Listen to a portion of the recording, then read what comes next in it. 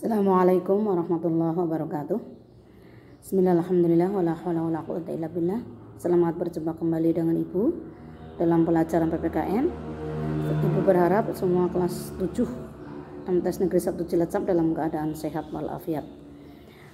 Di pertemuan kali ini kita akan membahas semangat pendiri negara dalam merumuskan dan menetapkan Pancasila sebagai dasar negara. Dan ini merupakan kelanjutan dari materi yang lalu. Dalam merumuskan dan menetapkan Pancasila sebagai dasar negara, para pendiri negara memiliki berbagai macam bentuk semangat. Di antaranya yang pertama semangat nasionalisme dan patriotisme. Semangat nasionalisme adalah semangat cinta tanah air. Sedangkan patriotisme itu merupakan lanjutan dari nasionalisme. Karena sudah cinta tanah air, maka patriotismenya adalah rela berkorban untuk kepentingan bangsa dan negara. Selanjutnya yang kedua adalah semangat persatuan. Kita ketahui bahwa para pendiri negara yang merumuskan dan menetapkan Pancasila itu memiliki jiwa persatuan yang tinggi.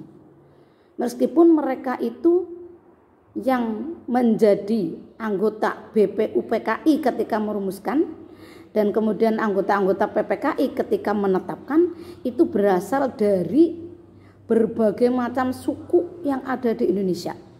Tapi mereka itu bersatu demi tujuan yang sama, yaitu mencapai Indonesia merdeka sekaligus menetapkan Pancasila atau dasar negara dan juga undang-undang dasar yang nantinya akan dipakai setelah merdeka. Mereka bersatu tanpa memandang agama, suku, budaya dan lain-lain. Dan itu juga dibuktikan terutama dari para pendiri negara yang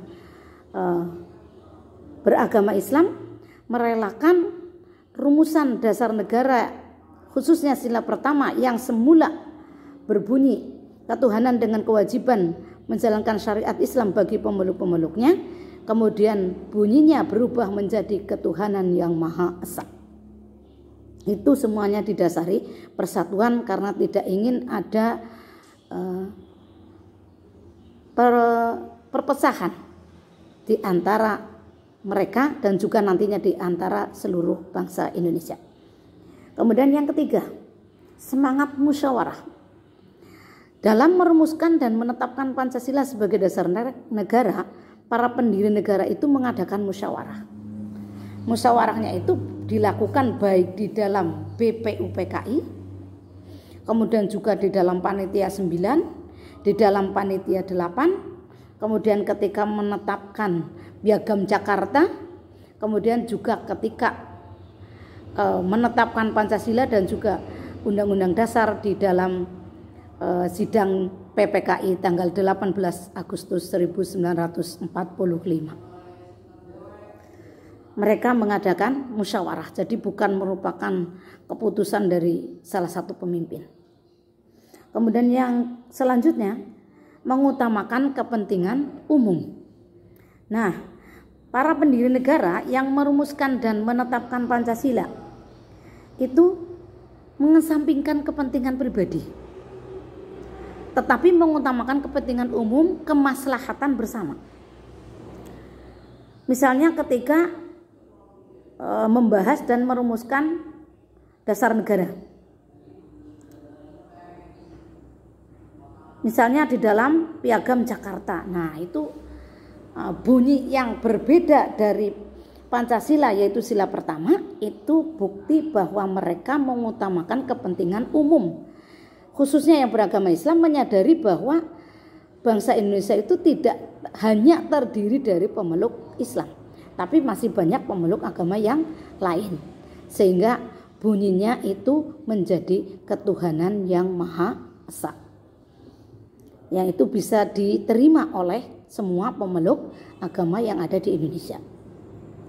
Kemudian juga toleransi. Jadi semangat yang selanjutnya adalah semangat toleransi.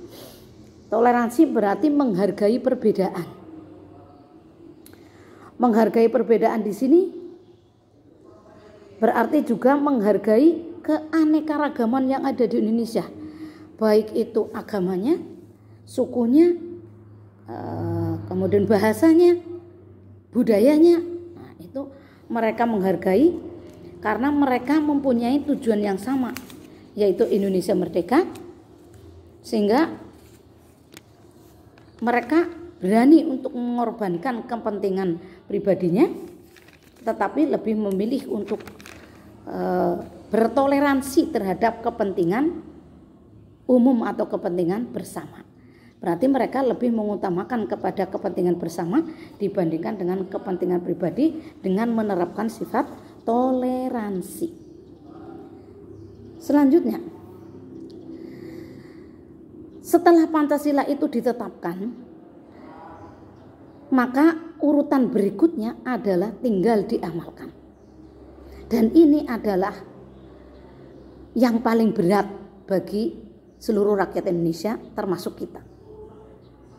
Karena Pancasila itu bukan sekedar untuk dirumuskan dan ditetapkan, tetapi lebih utama untuk diamalkan. Pada dasarnya Pancasila itu bisa diamalkan dalam kehidupan sehari-hari, di semua bidang kehidupan, dan juga di semua lingkungan kehidupan. Bisa dimulai dari lingkungan yang paling kecil, yaitu lingkungan keluarga, sampai dengan lingkungan yang besar, yaitu lingkungan bangsa dan negara. Di lingkungan keluarga, sebagai bukti pengamalan Pancasila antara lain terwujud dengan hidup rukun dan saling membantu gotong royong antar anggota keluarga. Kemudian di sekolah juga antara siswa dan siswa yang lain, dengan guru, dengan karyawan, itu semuanya hidup rukun, mematuhi tata tertib yang ada di sekolah atau di madrasah. Kemudian siswa juga mematuhi bapak ibu guru dan lain-lain. Kemudian di masyarakat itu juga ada toleransi, ada saling menghargai antar anggota masyarakat. Kemudian tidak suka memaksakan kehendak kepada orang lain di masyarakat, membiasakan untuk tolong menolong, untuk gotong royong di semua kegiatan-kegiatan atau apapun yang dibutuhkan di masyarakat. Menjaga ketenangan, ketertiban di lingkungan masyarakat, mungkin ada kegiatan ronda misalnya. Nah, itu semuanya adalah merupakan bentuk pengamalan Pancasila di berbagai lingkungan. Kemudian di lingkungan kenegaraan itu juga Pancasila itu dapat diamalkan. Contohnya menjaga persatuan dan kesatuan bangsa. Tidak mudah untuk melakukan sesuatu yang bisa menimbulkan perpecahan, seperti misalnya tawuran. Nah, tawuran, jangan sampai kita itu tawuran lah, ya. Jadi itu kita sering mendengar berita-berita tentang tawuran, itu berarti merupakan sesuatu yang bertentangan dengan Pancasila, khususnya sila ketiga. Nah, jangan sampai kita seperti itu. Kemudian di lingkungan kenegaraan yang lain, misalnya saja warga negara punya kewajiban untuk membayar pajak. Nah, itu sebagai warga negara yang baik, membayarlah pajak tepat pada waktunya, karena dengan pajak itu pun nanti kita akan bisa menikmati pembangunan. Menikmati pembangunan yang dibiayai dari pajak, antara lain dari pajak. Nah, jadi intinya Pancasila itu mari kita amalkan bersama-sama di lingkungan manapun kita berada. Sehingga Pancasila itu bukan hanya sekedar tulisan, bukan hanya sekedar dirumuskan dan ditetapkan, tetapi sudah seharusnya kita untuk mengamalkannya dalam kehidupan sehari-hari. Demikian materi untuk pertemuan yang kedua daring di semester ganjil ini. Mudah-mudahan kalian semuanya paham dengan materi tersebut. Sekian, assalamualaikum warahmatullahi wabarakatuh.